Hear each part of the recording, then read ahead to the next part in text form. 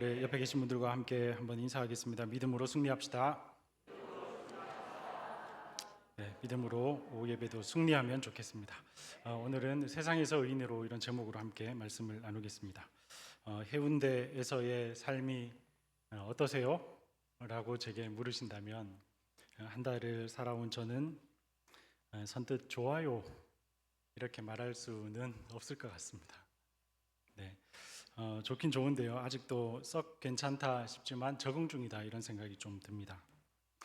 지난달 무료 급식 때요 이렇게 소머리 곰탕을 끓여서 이렇게 주변의 이웃들을 대접하시는 것을 보면서 여기가 88년 된 교회인가 88년 된 소머리 곰탕 집인가 뭐 이런 생각도 좀 했던 것 같아요. 너무 맛있게 잘 먹었던 것 같고 또 교회가 지역을 위해서 이렇게 따뜻한 일들을 많이 하고 있구나 하는 것을 좀 몸소 체험한 것 같습니다.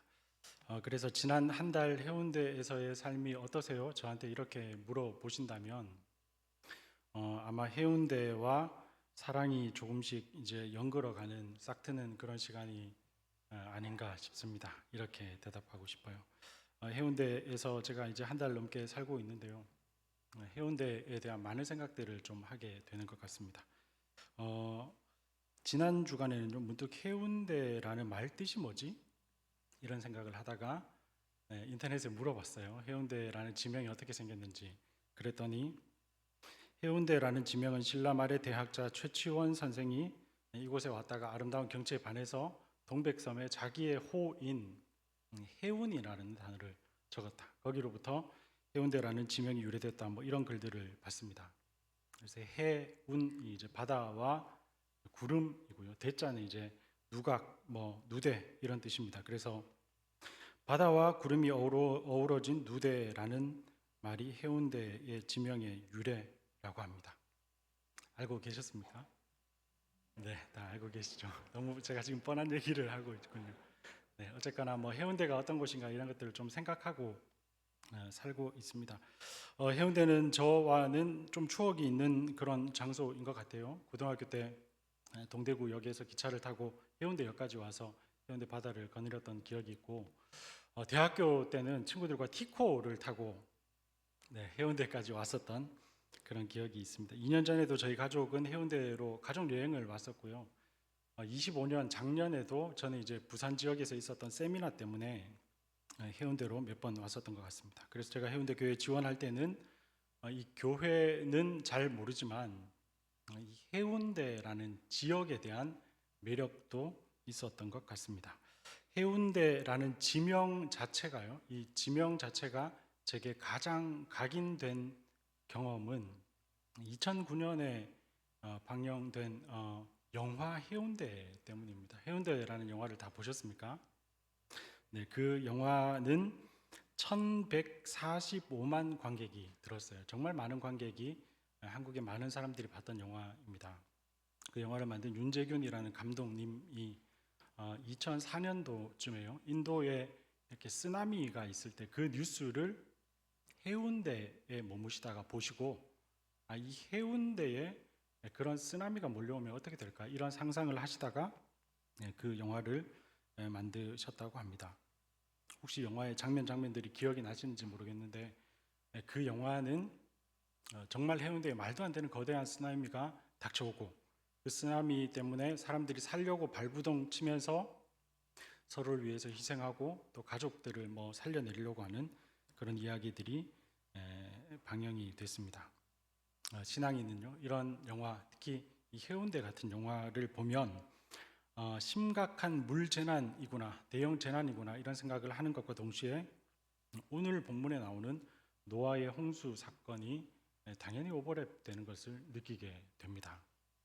인류 역사상 가장 큰 격변이라고 할 수 있는 노아의 홍수가 이제 오늘 우리가 읽은 본문 6장부터요 9장까지 쭉 기록이 되고 있습니다. 영화 해운대에는 그 거대한 쓰나미가 왜 일어나는지는 설명을 하지 않습니다. 근데 오늘 우리가 읽은 이 본문 창세기 6장에는 왜 이런 큰 물 재난이 대홍수가 일어나는지를 설명하고 있어요. 그러니까 인간이 만든 영화는 그 재난의 원인을 잘 설명하지 못하지만 적어도 성경은요, 그 재난의 원인과 그 재난의 배후에 어떤 일이 일어나는지를 우리에게 잘 기록해 주고 있습니다. 따라서 저는 오늘 노아의 홍수의 재난의 원인을 살펴보고 이 재난의 배후에 어떤 움직임이 있는지를 살펴보고 이런 세상에서 저와 여러분은 어떻게 해야 되는지를 함께 좀 상고해 보려고 합니다. 먼저 홍수가 일어날 때 세상의 모습을 오늘 우리가 읽지는 않았지만 전문맥을 통해서 함께 살펴보려고 합니다. 오늘 본문이 6장 9절부터 저희가 함께 읽었는데요. 6장 1절부터 8절까지는 이른바 재난의 배경이 무엇인지를 우리에게 잘 알려주고 있습니다. 1절 말씀, 성경을 보셔야 돼요. 6장 1절을 한번 보시겠습니다. 6장 1절을 보시면 사람이 땅 위에 번성하기 시작할 때에 그들에게 딸들이 나니 이렇게 기록합니다. 이 번성이라는 단어를 주목하셔야 돼요. 하나님께서 인간들을 만드시고 처음 하신 말씀이 생육하고 번성하라, 땅에 충만하라 이런 말씀이죠. 하나님의 명령대로 땅에 사람이 번성하기 시작했습니다. 6장의 앞장인 5장을 읽어보시면요, 믿음의 계보가 쫙 기록되고 있어요. 그래서 세상에 하나님께 반항하는 세상 사람들이 있지만 동시에 믿음의 계보가 있다는 것을 분명히 보여줍니다. 세상의 사람들도 하나님의 사람들도 각각 번성하기 시작하는데 2절, 3절, 4절을 보시면 세상이 타락하기 시작했다 하는 것을 보여줍니다. 두 가지 양상을 보여줘요. 첫 번째는 2절에 나오는데 하나님의 아들들이 사람의 딸들의 아름다움을 보고 자기들이 좋아하는 모든 여자를 아내로 삼았다 이렇게 말합니다. 이 2절은 이른바 5장에 나오는 경건한 사람들과 그렇지 못한 사람들이 섞여버렸다 하는 현실을 우리에게 잘 보여주죠. 4절을 보시면 땅에는 네피림이 있고 그 후에도 하나님의 아들들이 사람의 딸들에게로 들어와 자식을 낳았다 이렇게 기록합니다. 이 네피림은 민수기 13장에 나오는 아낙 자손 같은 사람들입니다. 거대한 사람들이에요. 이들은 힘을 자기의 자산으로 믿고 사는 사람들입니다. 세상의 경건한 무리와 신앙의 무리가 섞여버리고 힘을 자기의 기반으로 삼는 시대가 이 땅에 도래했다고 성경은 기록하고 있습니다. 오늘 본문 앞구절인 1절부터 4절이 그런 세상의 모습, 그러니까 홍수가 일어날 때의 세상의 모습을 보여주는데요. 이런 내용이 또 반복이 되고 있습니다. 오늘 우리가 읽은 11절을 보시면요, 그때에 온 땅이 하나님 앞에 부패하여 포악함이 땅에 가득한지라. 12절 하나님이 보신즉 땅이 부패하였으니 이는 땅에서 모든 혈육 있는 자의 행위가 부패함이었더라 이렇게 기록합니다. 하나님을 사랑하고 하나님을 믿어야 하는 시대인데 이 땅에 포악함과 부패가 가득했다 이렇게 성경은 아주 짧은 단어로 요약을 하고 있습니다. 여러분, 이 번성이라는 단어와 포악과 부패라는 단어를 다시 딱 캐치를 하셔야 돼요. 여러분, 세상이 번성하는 것은 좋은 것입니까? 네, 좋은 거죠. 하나님께서 생육하고 번성하고 땅에 충만하라 이렇게 말씀하셨으니까 하나님의 명령을 따르는 것이 맞습니다. 그런데요, 6장에 들어서 이 번성은 외부적으로는 번성인데, 그러니까 외피는 번성인데 속살은 그렇지 않다고. 속살은 부패와 포악으로 가득 차 있다. 성경이 이렇게 그 시절을 요약하고 있습니다. 이 부패하다라는 단어, 예전 이제 개역 한글판에는요 폐교함 이렇게 나오는데 이 단어가 오늘 성경 앞뒤로 5번이 반복됩니다. 부패했다는 말은 말 그대로 썩었다는 뜻입니다. 세상이 그때 그 노아 시대 때 세상이 썩었다 이렇게 말하는 거죠. 여러분, 우리가 살고 있는 시대를 가만히 관조해 보십시오. 세상이 점점 팽창되고 있고요. 사람들은 점점 늘어나고 번성합니다. 그게 일면 우리가 볼 수 있는 세상의 외피입니다. 그런데 사실 속은 다 썩어가고 있다는 것입니다. 썩고 썩어서 버릴 수밖에 없을 정도로 세상이 부패하고 타락했다라는 것을 우리는 금세 알 수 있습니다. 여러분, 번성해서 많아지면 힘 있는 자가 생기고, 힘 있는 자가 생기면 서열이 생기고, 서열이 생기면 누군가는 지배하고 누군가는 지배받는 이런 일들이 세상에 계속해서 일어나고 있습니다. 그래서 노아 시대에 대한 성경 기자의 평가가 번성이지만 부패, 이렇게 말하고, 사실 우리가 살고 있는 세상도 가만히 들여다보면 번성이지만 부패와 포악, 이렇게 말할 수 있을 것 같습니다.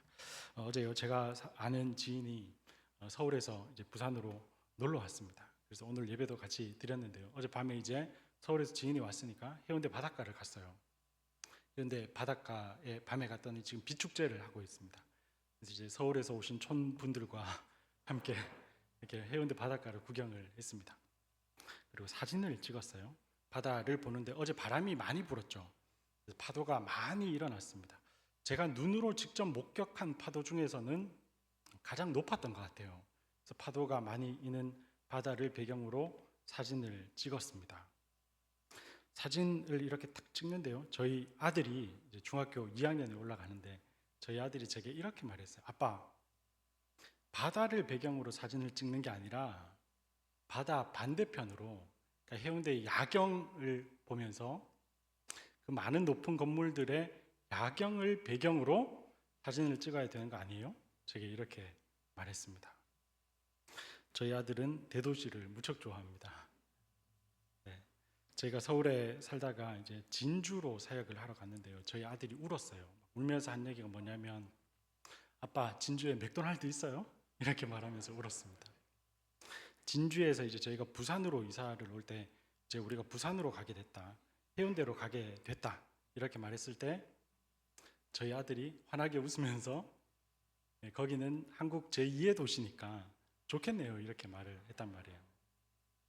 그러니까 해운대 바닷가에서 사진을 찍는데 저는 당연히 해운대에 왔으니까, 해운대 해변이니까 하나님이 만드신 아름다운 자연을 배경으로 사진을 찍어야 될 것 같은데, 저희 아들은 화려한 도시 야경을 배경 삼아 사진을 찍는 것이 맞다고 얘기하는 것입니다.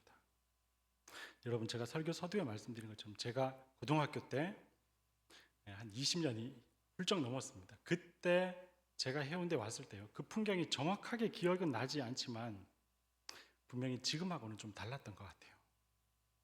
그러니까 그때는 제가 어떤 건물이 있었는지 기억도 못할 정도로 그저 바다 보고 동백섬 보고 이렇게 구경을 하고 갔던 것 같은데, 지금은 해운대의 풍광이 많이 달라졌습니다.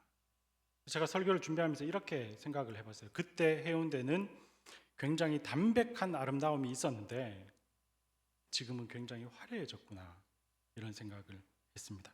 화려한 해운대와 담백한 해운대 중에서 여러분은 어느 해운대가 마음에 드십니까? 세상의 사람들이 만든 건물들이 더 높아지고 화려해질 때 어쩌면 하나님께서 원래 치밀하게 설계하신 이 해운대 해변, 동백섬, 달맞이 언덕, 이런 자연 만물의 아름다움이 가려지지는 않을까? 저는 개인적으로 그런 생각을 했습니다. 여러분, 우리가 살고 있는 세상이 번성해서 점점 좋아지는지 아니면 번성해서 점점 부패하는지를 믿음의 눈으로 간파할 수 있어야 합니다. 노아 시대의 세상은 번성했지만 부패하고 말았어요. 이런 세상을 바라보는 하나님의 마음이 오늘 본문 성경에 잘 기록되고 있습니다. 다시 한번 성경을 따라와 보시죠. 5절 말씀을 한번 보시겠습니까? 5절 말씀 맨 끝에 보시면요, 여호와께서 보시고, 이렇게 나오죠. 하나님은 세상을 바라보시는 분이십니다. 12절도 보시면요, 하나님이 보신즉 땅이 부패하였으니, 이렇게 나오죠. 하나님은 세상을 보시는 분이세요. 하나님은 세상을 보기만 하실 뿐 아니라, 세상을 보실 뿐 아니라 생각도 하십니다. 5절 말씀을 다시 보십시오. 여호와께서 사람의 죄악이 세상에 가득함과 그의 마음으로 생각하는 모든 계획이 항상 악할 뿐임을 보시고, 5절에 마음이라는 단어가 등장하죠. 5절의 이 마음은 사람의 마음을 의미하죠. 6절 보십시오. 땅 위에 사람 지으셨음을 한탄하사 마음에 근심하시고, 하나님은 이 세상이 어떤지를 뚫어지게 쳐다보십니다. 그리고요, 하나님은 세상을 보고 판단을 하셔요. 생각을 하십니다. 노아 시대에 하나님께서 보신 세상은, 하나님의 눈에 들어온 세상은 하나님의 근심을 자아내는 세상입니다. 여러분, 6절에 기록된 이 한탄이라는 단어는 후회나 긍휼을 뜻하는 단어입니다. 그리고요, 근심이라는 단어는 고통을 뜻해요. 하나님께서 세상을 보시니까 너무 고통스러우셨다는 것입니다. 그리고 이 세상을 보시고 한탄하셨다고 성경은 기록하고 있습니다. 여러분, 오늘 본문이 창세기 6장인데요. 몇 장만 앞으로 가시면 하나님께서는 세상을 보시고 한탄하신 게 아니라 감탄하셨습니다.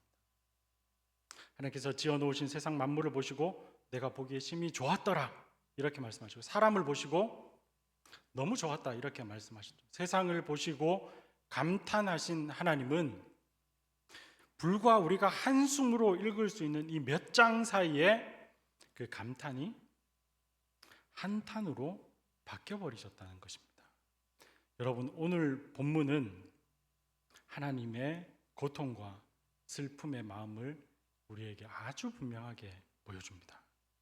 오늘 본문의 앞구절 3절을 한 번 더 보십시오. 3절, 여호와께서 이르시되 나의 영이 영원히 사람과 함께하지 아니하리니 이는 그들이 육신이 됨이라, 이렇게 기록해요.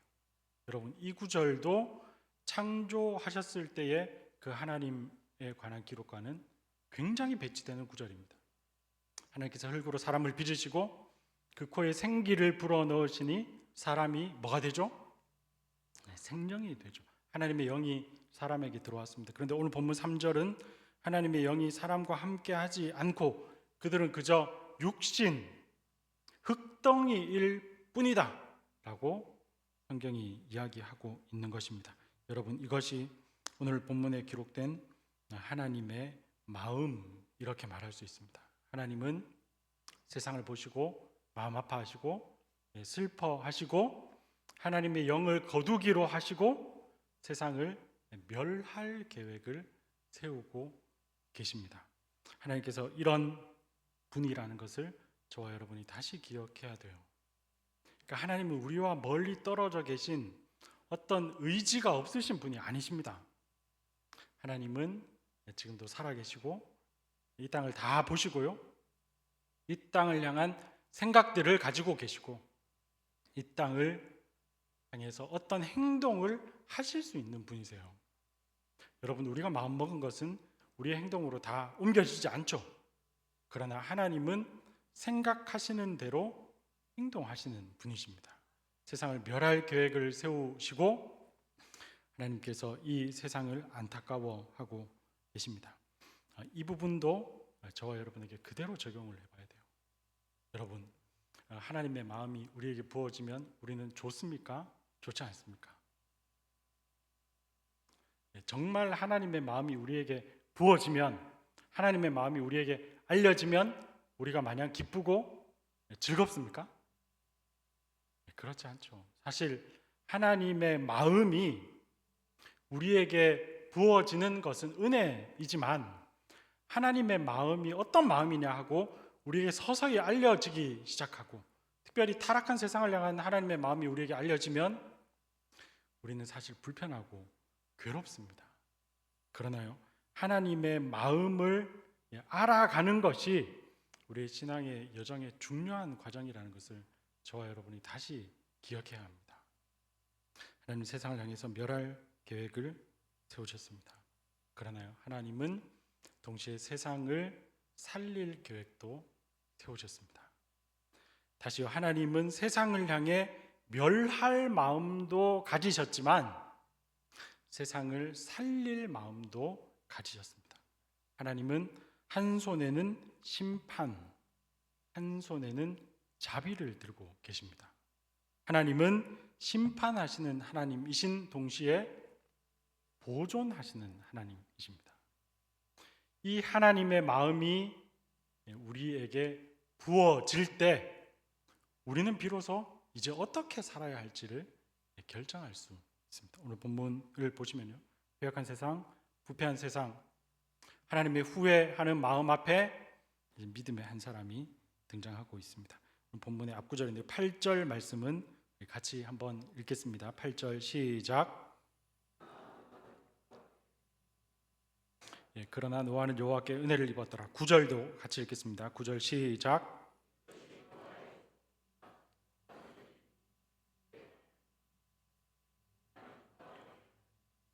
하나님께서 이 패역한 시대, 부패한 시대에 노아를 보십니다. 8절과 9절에요. 노아는 여호와께 은혜를 입은 사람이라고 기록하고 9절에 여호와는 의인이요 당대의 완전한 자, 하나님과 동행한 자라고 기록합니다. 그리고 18절을 보시면 그러나 너와는 내가 내 언약을 세우리니 이렇게 말씀하십니다. 하나님께서 이 노아를 보시고 노아를 어여삐 보시고 노아와 언약을 세우십니다. 이 18절에 나오는 이 언약이라는 단어가 성경의 언약이라는 단어로서는 최초의 등장입니다. 하나님께서 노아와 언약을 맺겠다 이렇게 말씀하시는데 이 언약은 이제 어원을 찾아보면요, 묶다 이런 뜻도 있고 속박하다 이런 뜻도 있습니다. 하나님께서는 노아를 묶어버리십니다. 하나님과 함께 묶어버리시고 노아를 속박하셔서 그에게 언약을 맺고자 하십니다. 그리고 그에게 심판의 계획도 알리시고 구원의 계획도 알리십니다. 다시요, 노아에게 멸할 계획도 알리시고 살릴 계획도 알려주십니다. 그리고 노아는 하나님 앞에 순종하여 방주를 짓습니다. 사랑하는 성도 여러분, 노아가 방주를 지었다는 사실을 다 알고 계시죠? 노아가 방주를 몇 년 동안 지었습니까? 잘 몰라요. 정확하게 모릅니다. 그러나 그는 주어진 기간 동안 열심히 방주를 지었고요. 사람들이 마른 땅의 선박의 제독이라고 불러도, 그러니까 전혀 비가 올 기미가 없이 홍수가 날 기미가 없어도 그는 끝까지 하나님 앞에 순종으로 반응했습니다. 그의 순종을 본문 22절을 보시면요, 그의 순종을 본문은 이렇게 기록하죠. 노아가 그와 같이 하여 하나님이 자기에게 명하신 대로 다 준행하였더라. 이 구절을요, 새번역 성경은 이렇게 번역을 합니다. 새번역으로 같이 한번 읽어보겠습니다. 제가 읽겠습니다. 노아는 하나님이 명하신 대로 다 하였다. 꼭 그대로 하였다. 여러분, 노아는 하나님이 명령하신 대로 꼭 그대로 순종했습니다. 여러분, 노아가 순종하는 이 장면을 한 신학자는 이런 식으로 표현을 했어요. 날씨가 그렇게 청명했을 때 노아는 방주를 지으라는 명령을 받는다. 예언자들과 정치가들은 태평성대를 예언하였다. 이때 노아는 마른 땅 위에 방주를 만든다. 밤이 되면 청춘들이 이 이상한 배를 보려고 산책 나와 별난 늙은 성자를 조롱하였다. 이렇게 묘사를 해요. 노아는 모든 사람들이 조롱할 때에도 그 시대의 부패, 썩어짐의 길을 따라가지 않고 끝까지 하나님께서 말씀하신 대로 꼭 그대로 순종의 행동을 한 사람입니다. 저와 여러분에게도 언약을 붙들고 순종하는 이 행동이 필요한 줄 믿습니다. 여러분, 저와 여러분이 기독교인으로 살죠. 기독교인으로 사는 우리가 이 부패한 세상에서 어떤 행동으로 내 신앙을 드러내고 있는지를 다시 돌아봐야 돼요. 그러니까 예배 때 성경을 들고 나오는 이 행동이 우리가 신자라는 것을, 우리가 하나님의 마음에 관심이 있는 자라는 것을 드러낼 수 있습니다. 그러나 저는 그것으로 충분하지 않다고 믿어요. 그러니까 세상에서 무엇인가 하나님의 마음을 따라 하나님의 뜻대로 지속적으로 반복하면서 조롱을 받아도 하고 있는 행동이 있어야 합니다. 그 행동이 무엇이든지 간에 하나님의 뜻대로 하는 행동이라면 하나님께서는 그 행동을 귀히 보실 것입니다. 제가 좀 전에 말씀드린 한 신학자는요, 다시 이렇게 말해요. 우리의 신앙이 내부에 머물러 있을 때는 우리의 신앙은 곰팡이의 경건이 됩니다. 이렇게 말해요.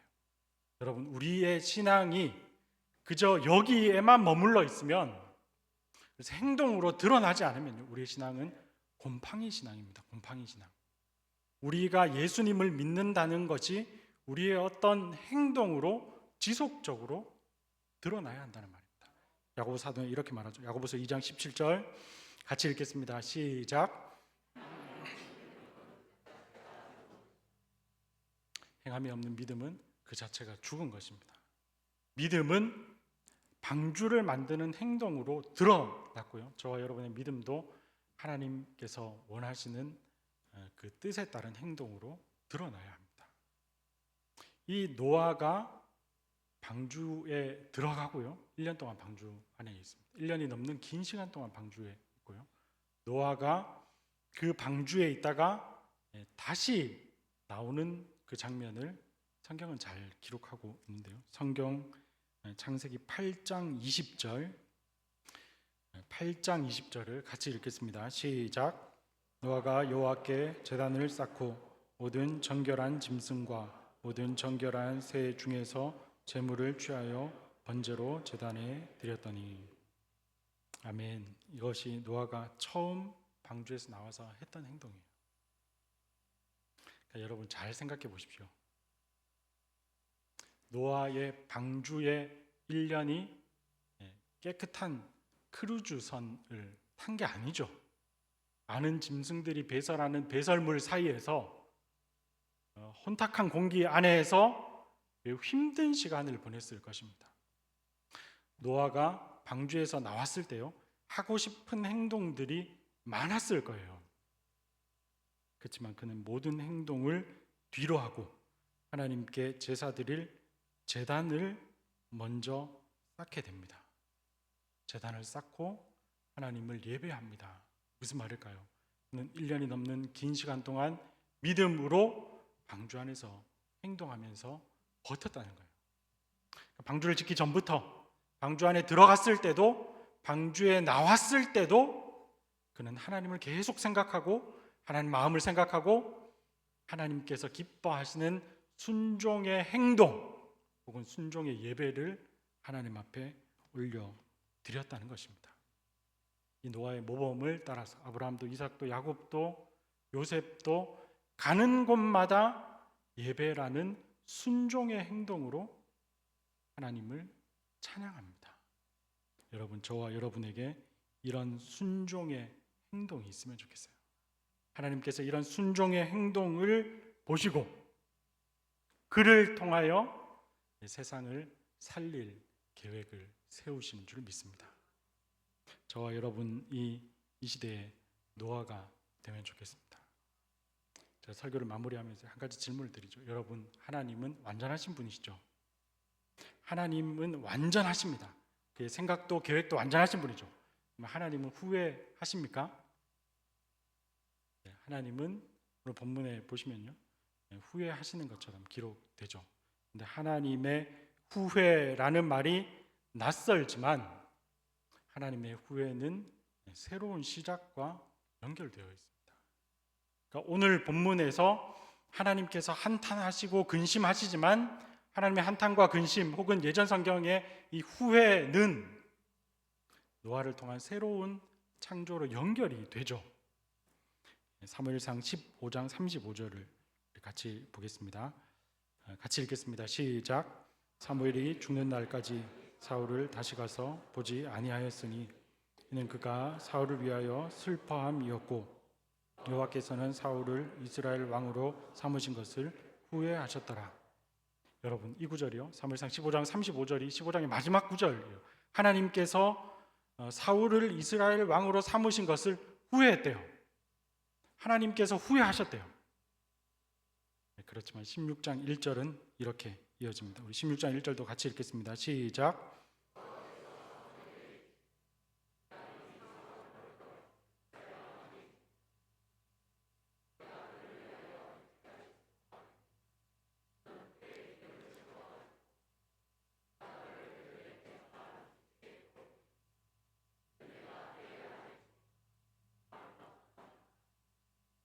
아멘. 이 한 왕은 누구입니까? 이새에게로 보내리니 그의 아들 중에 한 왕을 보았느니라. 이 왕은 누구입니까? 다윗이죠. 다윗. 사울을 왕으로 세우신 것을 하나님이 후회하셨다고 하지만 하나님은 준비된 의인 다윗을 보고 계셨어요. 그를 통해서 새로운 시대를 열어가려고 하고 계십니다. 하나님 지금도 이런 한 사람을 간절히 찾고 계신 줄 믿습니다.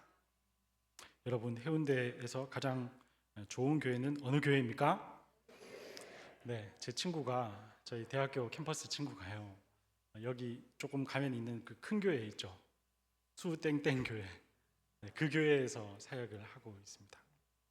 저희 대학교 캠퍼스 선교단체에서 함께 사역했던 친구인데요, 이 친구가 이제 저보다 대학을 졸업하고 신학대학원을 저보다 먼저 들어갔어요. 제가 충신신학대학원 시험을 치는 날이었습니다. 이 친구가 이제 신대원으로는 제 선배가 되는데요, 이 친구가 저한테 시험 치는 날, 충신신대원 시험을 치는 날 저한테 문자를 한 통 보냈습니다.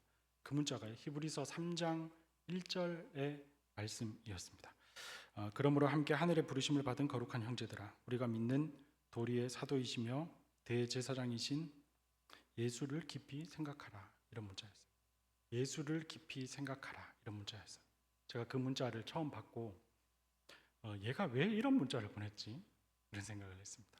잘 되고 시험에 합격하고 이번에 무조건 붙고 이런 문자를, 복된 문자를 보내면 좋겠는데 예수를 깊이 생각하라, 이 문자를 보냈어요. 그래서 제가 이 문자를 딱 보다가 문득 이런 생각을 했습니다. 나는 지금 왜 여기까지 왔지? 나는 지금 뭐 때문에 총신신대원에 시험 치러 왔지? 내가 이 시험을 치는 이유와 예수님은 어떤 연관이 있지? 이런 생각을 했습니다. 그리고 비로소 제가 그 시험을 칠 때요, 내가 예수님 때문에 여기까지 왔고 내가 예수님 바라보고 사명받아서 오늘 지금 시험 치고 있구나 하는 것을 그 문자를 통해서 깨닫게 됐어요. 여러분, 시대를 보고 세상을 보면 답이 없습니다. 그러나 하나님 마음을 깨닫고 하나님 마음을 따라서 세상을 다시 보면요, 우리가 어떤 존재가 되어야 하는지, 예수 그리스도를 다시 바라보면 우리가 어떤 마음가짐으로 순종해야 하는지를 깨닫게 됩니다.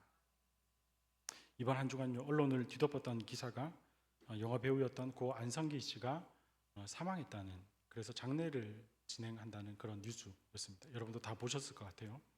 마지막 장례 절차 중에 그의 첫째 아들이 유가족 대표로 조문객들 앞에 나섰습니다.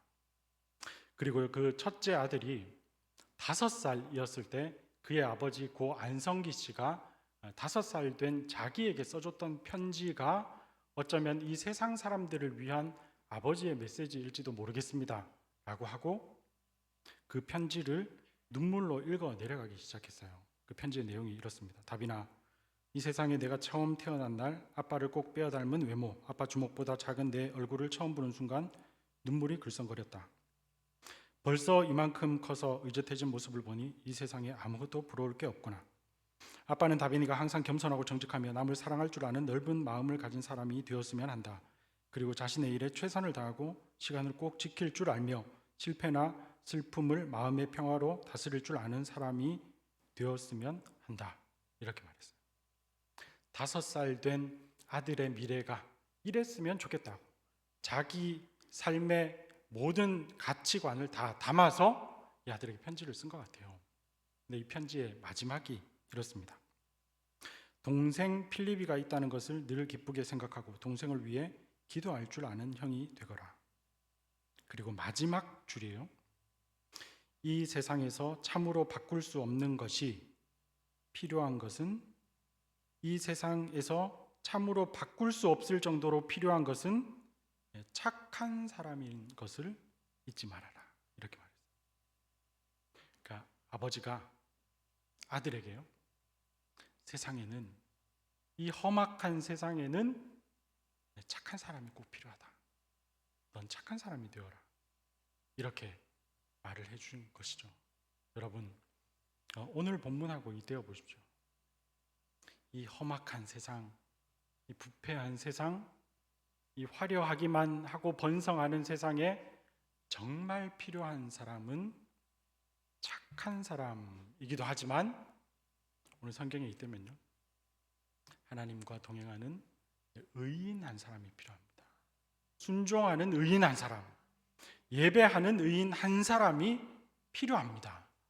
그러면요, 이 화려한 세상도 하나님께로 영광을 돌리는 세상으로 바뀔 수 있다고 믿습니다. 저와 여러분이 어둡고 부패해도 하나님의 마음을 알고 하나님 원하시는 순종의 행동, 순종의 예배를 드리는 그 한 사람이 될 수 있기를 주님의 이름으로 축원드립니다. 우리 같이 찬양 드리겠습니다.